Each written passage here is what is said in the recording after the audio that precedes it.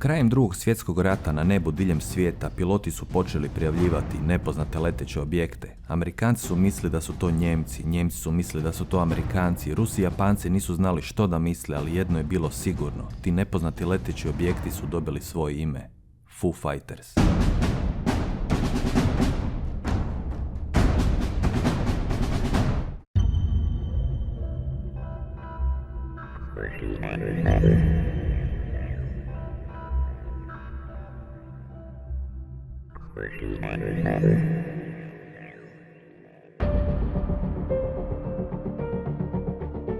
Dobrodošli na Balkan UFO kanal. U današnjem videu ćete vidjeti svjedočanstva ljudi koji su se našli usred najmisterioznijih događaja Drugog svjetskog rata, u svjedočanstvo sovjetskog pilota koji je prema njegovim tvrdnjama srušen nakon agresivne potjere jednog od FOO FIGHTERsa. Priča do sada neispričana na YouTube kanalima sa ovih prostora. Isječak koji sam vam preveo danas je samo dio mnogobrojnih svjedočenja za vrijeme i nakon Drugog svjetskog rata. Tisuće svjedoka su opisivale jednu te istu stvar na nebu diljem svijeta.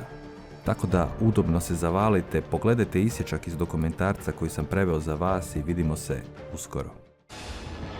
World War II was the first great air war.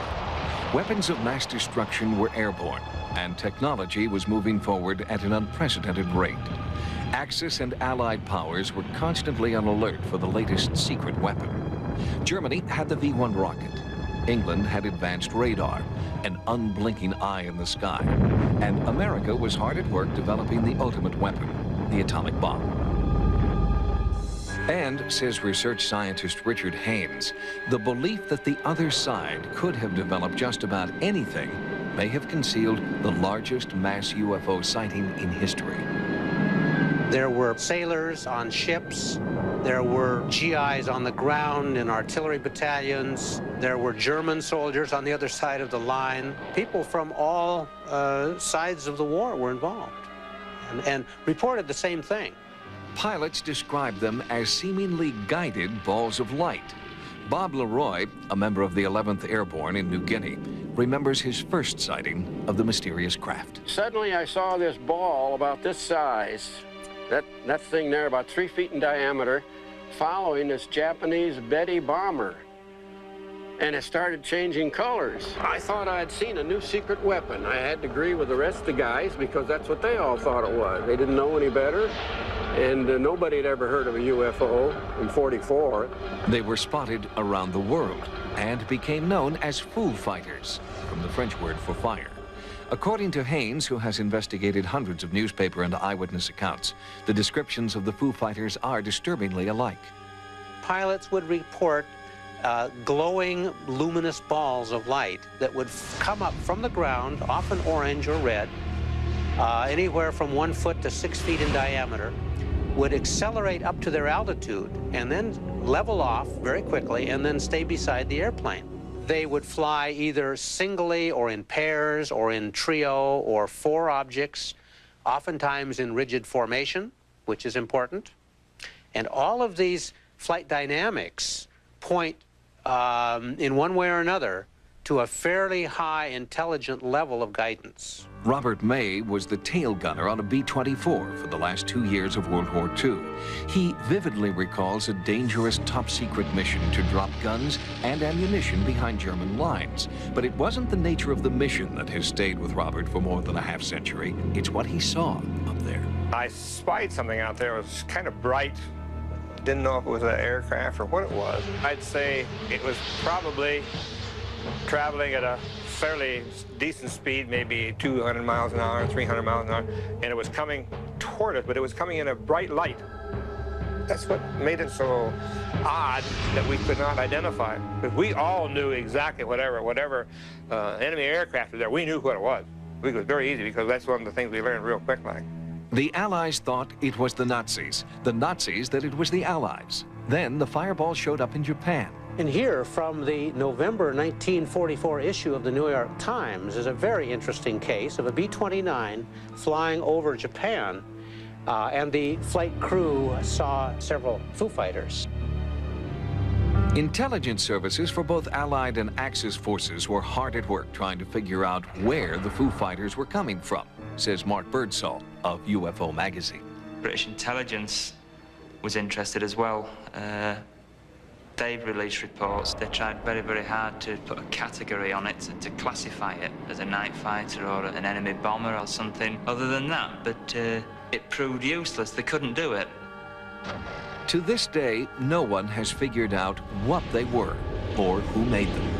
I don't think there's any way that in 1943 or 44 or 45, terrestrial technology was advanced enough to produce the kind of flight dynamics, the containment of energy, the luminous output for as long as we're talking about here. And Foo Fighters did not go away when World War II ended.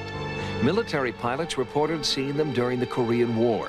And were it not for the code of silence of modern-day pilots, there might be continuing reports today. Take the case of this former Soviet fighter pilot who claims to have had an encounter with a Foo Fighter.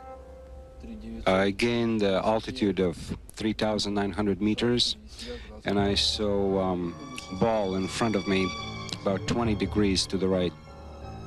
In 1991, Maxim Trerbakov was at the top of his class, fast on his way to becoming Russia's top gun. Then, on a training flight, Trerbakov said that he was chased by an aggressive UFO that sent his plane into a nosedive. My altitude began to drop rapidly. I had to pull the plane out of the nosedive. At the altitude of 1,000 meters, I finally cleared the residential area and I ejected. 4 seconds later, the plane exploded. Cherbakov's admission that he had seen a fireball under intelligent control cost him his career. For pilots around the world, this only strengthened their resolve to keep the code of silence. As a result, we are no closer to solving the Foo Fighter mystery than we were 50 years ago. There's a possibility that Foo Fighters could have been, or still are, guided and controlled, created, produced by an advanced intelligence, not of this planet. But that is a difficult thing to prove, clearly. I'd like to simply let the evidence speak for itself and to continue to do research on the subject.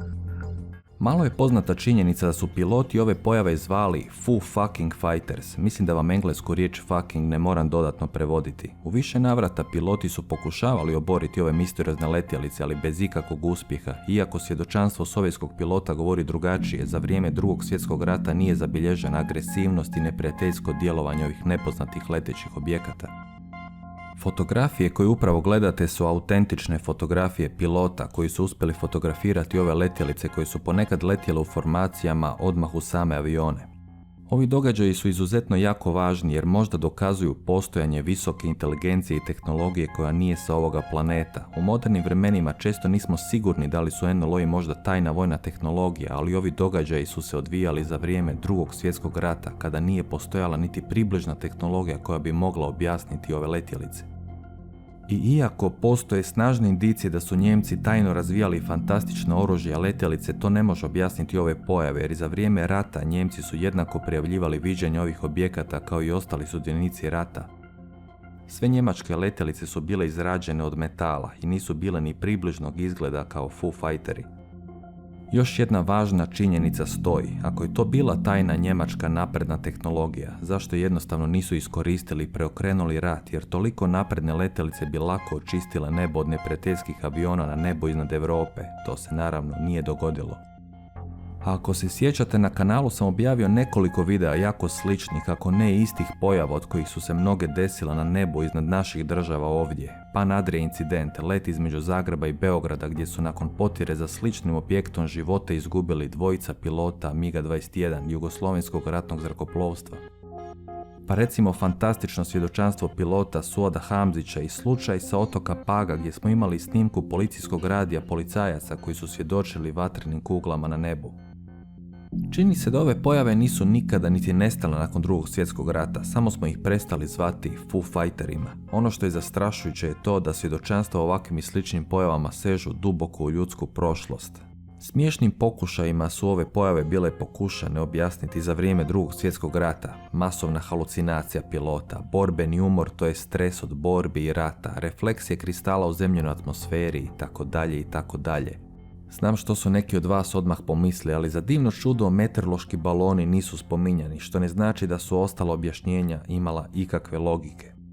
A inače, kugle koji sjavaju crvenu ili narančastu svjetlo su nešto što ćete najčešće viđati na noćnom nebu i na internetu postoji bezbroj ovakvih videa koji su autentični, ali nažalost nismo ništa bliže odgovoru što su i čije su to letjelice, jer čini se da ljudska tehnologija sigurno nije, s obzirom na njihovo pojavljivanje zadnjih nekoliko stotina i tisuća godina. Da li je napredna nepoznata vanzemaljska civilizacija sa svojim sondama samo promatrala besmisleno klanje domorodaca za vrijeme Drugog svjetskog rata? Jedna od fantastičnih teorija koja kruži internetom. Stvarno ne znam. Recite mi vaše mišljenje u komentarima, ostavite like ako vam se ovaj video svidio i vidimo se večeras opet sa novim videom. Jer konačno je vrijeme da službeno predstavimo jednu od navodnih najpoznatijih vanzemaljskih rasa. Vi ste na Balkan UFO kanalu, mjesto gdje istina ponekad zvuči čudnije od fikcije. Lijep pozdrav!